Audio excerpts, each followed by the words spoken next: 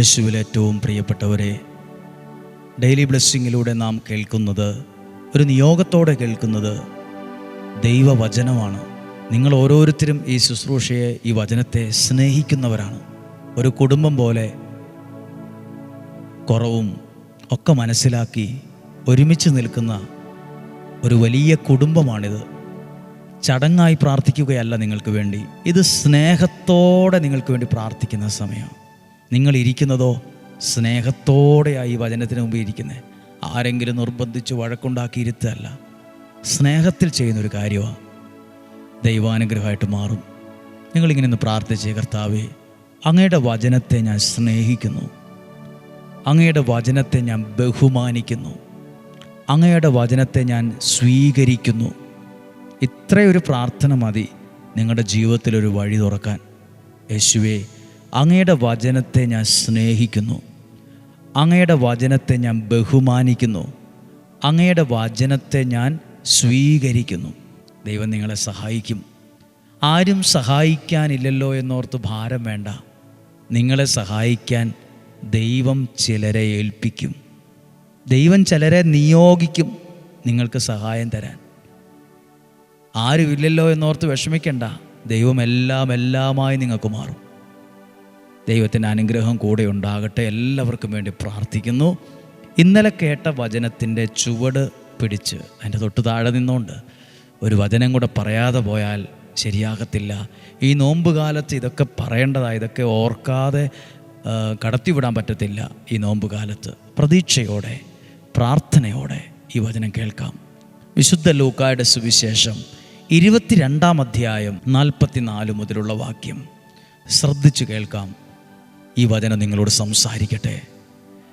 അവൻ തീവ്രവേദനയിൽ മുഴുകി കൂടുതൽ തീക്ഷ്ണമായി പ്രാർത്ഥിച്ചു.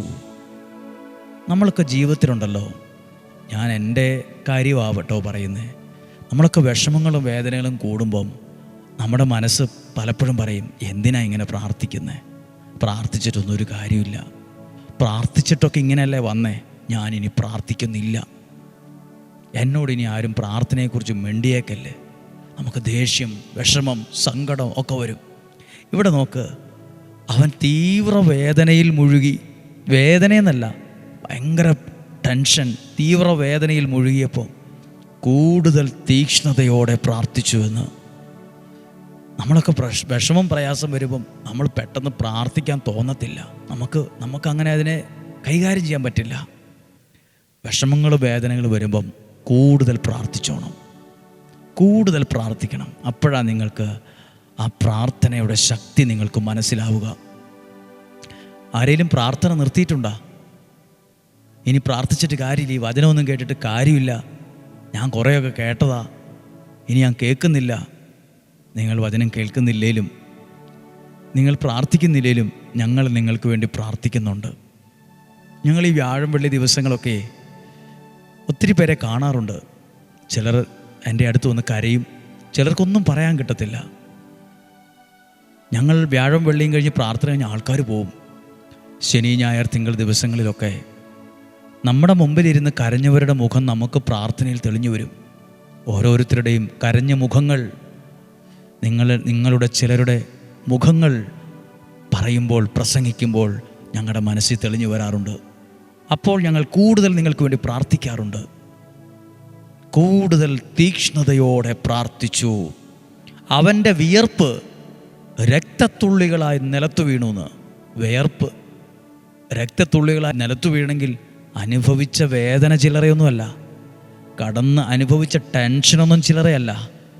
പൊട്ടിപ്പോകുന്ന സങ്കടം, മനസ്സ് തളർന്നു പോകുന്ന സങ്കടം നിലത്തു വീണു.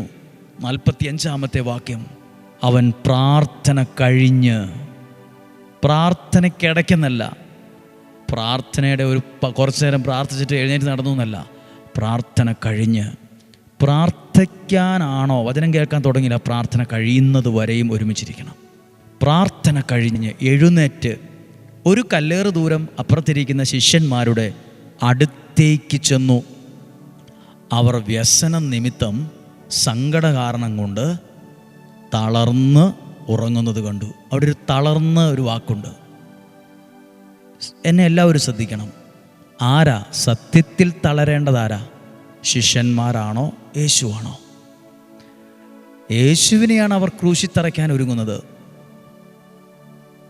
തളരേണ്ടത് യേശുവാ. ശിഷ്യന്മാരെ ഒന്നും ഇവിടെ ആരും ക്രൂശിൽ തറയ്ക്കാനൊന്നും നോക്കുന്നില്ല. പിന്നെ അവരെന്തിനാ വ്യസന നിമിത്തം തളർന്നത്? ശിഷ്യന്മാർ പ്രാർത്ഥിക്കാതിരുന്ന ശിഷ്യന്മാരാ ഇവിടെ തളർന്നു പോയേ. വ്യസന നിമിത്തം സങ്കടം കൊണ്ട് തളർന്നു പോയത് പ്രാർത്ഥിക്കാതിരുന്നവരാണ്. ഇന്നും അങ്ങനെയാണ് കേട്ടോ. തളരേണ്ട യേശു ഇതാ ഒരു കുഴപ്പമില്ലാതെ വന്ന് ചോദിച്ചു, നിങ്ങൾ ഇതുവരെയായിട്ടും പ്രാർത്ഥിക്കാനും തുടങ്ങിയില്ലേ? നിങ്ങൾ ഉറങ്ങുവാണോ എന്ന് ചോദിച്ചു. പ്രാർത്ഥന യേശുവിനെ ശക്തിപ്പെടുത്തി.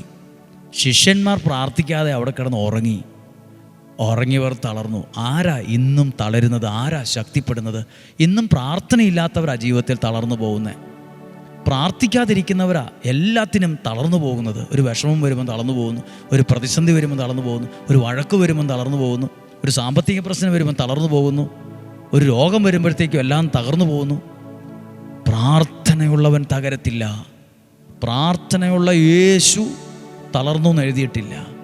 എന്നാൽ പ്രാർത്ഥിക്കാതിരുന്ന ശിഷ്യന്മാർ തളർന്നു ഉറങ്ങുന്നത് കണ്ടു. പ്രിയപ്പെട്ടവരെ, ജീവിതത്തിൽ തളരാതിരിക്കാൻ നിങ്ങളും പ്രാർത്ഥിക്കണം. പ്രാർത്ഥിക്കുന്ന ചില ആളുകൾ നിങ്ങളുടെ ജീവിതത്തിൽ വേണം. ഒത്തിരി പേര് നമുക്ക് വേണം. പക്ഷെ പ്രാർത്ഥിക്കുന്ന ചിലരും നമ്മുടെ ജീവിതത്തിൽ വേണം. നമുക്ക് വേണ്ടി ചിലരൊക്കെ പ്രാർത്ഥിക്കുന്നത് കൊണ്ടാകട്ടോ നമ്മൾ തളർന്നു പോകാതിരിക്കുന്നേ, നമ്മൾ വീണു പോകാതിരിക്കുന്നേ, ഇത്രയേലുമൊക്കെ ഇങ്ങനെ പോകുന്നതേ. ചിലരൊക്കെ നമുക്ക് വേണ്ടി ഉള്ളുരുകി പ്രാർത്ഥിക്കുന്നുണ്ടല്ലേ. യേശു തീവ്രവേദനയിൽ മുഴുകിയപ്പോൾ എഴുന്നേറ്റ് ടെൻഷൻ കൊണ്ട് അങ്ങോട്ടും ഇങ്ങോട്ടും നടന്നു എന്നല്ല, അവിടെ ഇരുന്ന് പ്രാർത്ഥിച്ചു. വിഷമങ്ങൾ വരുമ്പോൾ, പ്രതിസന്ധികൾ വരുമ്പോൾ, വല്ലായ്മ വരുമ്പോൾ, നമ്മുടെ ജീവിതത്തിലെ ചില പ്രതിസന്ധികളുടെ ഒറ്റപ്പെടലുകൾ വരുമ്പോൾ, പ്രതീക്ഷിച്ചതിന് നേരെ വിപരീതം സംഭവിക്കുമ്പം നമുക്കൊട്ടും പ്രാർത്ഥിക്കാൻ പറ്റത്തില്ല. നമ്മളാകെ പലരെയും വിളിച്ച് സങ്കടം പറഞ്ഞുകൊണ്ടിരിക്കും, ഫോണിൽ വിളിച്ച് സംസാരിച്ചുകൊണ്ടിരിക്കും. ചിലർക്ക് ടെൻഷൻ വരുമ്പോൾ അവർ വേറെ ഏതെങ്കിലും വഴിക്ക് പോകും. ചിലർ വേറെ കൂട്ടുകെട്ടിലേക്കൊക്കെ വേഗം പോയി കളയും ഒരു റിലാക്സേഷന് വേണ്ടി. യേശു പ്രതിസന്ധി വന്നപ്പോൾ അപ്പുറത്തേക്ക് മാറിയിരുന്ന് മുള്ളുരുകി തീക്ഷ്ണതയോടെ പ്രാർത്ഥിച്ചു. എന്നെ കേൾക്കുന്ന ഏറ്റവും വിഷമിക്കുന്നവർ കേട്ടെ, ഏറ്റവും വേദനിക്കുന്നവർ കേട്ടെ, തീക്ഷ്ണമായി ഒന്ന് പ്രാർത്ഥിച്ച്. നിങ്ങൾക്ക് പ്രാർത്ഥിക്കാൻ പറ്റുന്നില്ല, ഞങ്ങൾ നിങ്ങൾക്ക് വേണ്ടി ഇപ്പോൾ പ്രാർത്ഥിക്കട്ടെ. ഞങ്ങൾ നിങ്ങൾക്ക് വേണ്ടി പ്രാർത്ഥിക്കട്ടെ. കർത്താവേ, ഈ വിഷമിച്ചിരിക്കുന്ന വ്യക്തി, ഈ കുടുംബം അങ്ങയുടേതാണ്. ഇവർ തളർന്നു പോകാൻ പാടില്ല, ഇവർ വാടിപ്പോകാൻ പാടില്ല. ചിലപ്പോൾ എന്നെ കേട്ടുകൊണ്ടിരിക്കുന്ന നിങ്ങൾ ചിലരെങ്കിലും കൂട്ടമായി വീട്ടിൽ നിന്ന് ചിന്തിക്കുന്നുണ്ട്, നമുക്ക് ഒരുമിച്ച് പോയി മരിച്ചാലോ? നമ്മൾ എന്തിനാ ഇങ്ങനെ ജീവിച്ചിരിക്കുന്നത്? ഇങ്ങനെ ഒരാൾ എൻ്റെ അടുത്ത് വന്നേ, അവർ അപ്പനും അമ്മയും മക്കളും ഇരുന്ന് ഭക്ഷണം കഴിച്ചുകൊണ്ടിരിക്കുമ്പോൾ അവർ പറയുക, നമുക്കെല്ലാവർക്കും കൂടെ ആത്മഹത്യ ചെയ്താലോ? തളർന്നു പോകുവാണ്. പ്രിയപ്പെട്ടവർ, അങ്ങനെയൊക്കെ ചിന്തിച്ചു പോയോ? എവിടെയെങ്കിലും പോയാലോ, നാട് വിട്ടു പോയാലോ, ഓടിപ്പോയാലോ എന്നൊക്കെ ചിന്തിക്കുന്നുണ്ടോ? ഒരു നിമിഷം പ്രാർത്ഥിക്കാൻ തയ്യാറായേ? കുറച്ചു നേരം ഒന്ന് ദൈവത്തെ വിളിക്കാൻ തയ്യാറായേ? മനസ്സുരുക്കി നിങ്ങൾക്ക് പറ്റുന്നില്ലെങ്കിൽ ഈ പ്രാർത്ഥന കേട്ടോണ്ടിരിക്കുമ്പോൾ ഞങ്ങൾ നിങ്ങൾക്ക് വേണ്ടി പ്രാർത്ഥിക്കും. കർത്താവേ, ഈ കുടുംബത്തിന് വേണ്ടി പ്രാർത്ഥിക്കുന്നു, ഈ തളർന്നു പോയവർക്ക് വേണ്ടി പ്രാർത്ഥിക്കുന്നു, പ്രാർത്ഥിക്കാൻ പറ്റാത്തവർക്ക് വേണ്ടി പ്രാർത്ഥിക്കുന്നു, വചനം കേൾക്കാൻ ഇഷ്ടമില്ലാത്തവർക്ക് വേണ്ടി പ്രാർത്ഥിക്കുന്നു, ഈ വചനത്തെ എതിർക്കുന്നവർക്ക് വേണ്ടി പ്രാർത്ഥിക്കുന്നു, ഈ ശുശ്രൂഷയെ വിമർശിക്കുന്നവർക്ക് വേണ്ടി പ്രാർത്ഥിക്കുന്നു, ഈ വചനത്തെ ശുശ്രൂഷകളെ സ്നേഹിക്കുന്നവർക്ക് വേണ്ടി പ്രാർത്ഥിക്കുന്നു. നിങ്ങളുടെ വീട്ടിലെ ആരെങ്കിലുമൊക്കെ ഈ വചനം കേൾക്കാതെയുണ്ടോ? അവർക്ക് വേണ്ടി ആദ്യം പ്രാർത്ഥിച്ചേ. ഞങ്ങളുടെ കുടുംബത്തിൽ ആരെങ്കിലുമൊക്കെ ഈ വചനം കേൾക്കാതെയുണ്ടോ? അവർക്ക് വേണ്ടി ആദ്യം പ്രാർത്ഥിച്ചേ. ദൈവമേ, അനുഗ്രഹിക്കണമേ. തളർന്നു പോയവരെ പിടിച്ചെഴുന്നേൽപ്പിക്കണമേ. ഇന്ന് വചനം കേൾക്കുന്ന തളർന്നു പോയവർ, മനസ്സുകൊണ്ട് തളർന്നു പോയവരുണ്ടോ? ദൈവം തന്നെ നിങ്ങളെ പിടിച്ചെഴുന്നേൽപ്പിക്കും. എന്തെന്നില്ലാത്തൊരു ശക്തിയാണ് നിങ്ങളുടെ ജീവിതത്തിൽ വന്ന് നിറയുന്നേ. പ്രാർത്ഥിക്കുവാണ്. കർത്താവേ, അങ്ങയുടെ വചനം കേട്ട ഈ വ്യക്തിയെ, കുടുംബത്തെയൊക്കെ അനുഗ്രഹിക്കണമേ. ദൈവനാമത്തിൽ ഏൽപ്പിക്കുന്നു, അനുഗ്രഹിച്ച് പ്രാർത്ഥിക്കുന്നു. ഡെയിലി ബ്ലെസ്സിങ്ങിൽ വചനം ഒരു നിയോഗത്തോടെ കേൾക്കുന്നവരുണ്ട്, നിയോഗത്തോടെ അയച്ചു കൊടുക്കുന്നവരുണ്ട്, 5:30 തന്നെ ഇരുന്ന് വചനം കേൾക്കുന്നവരുണ്ട്.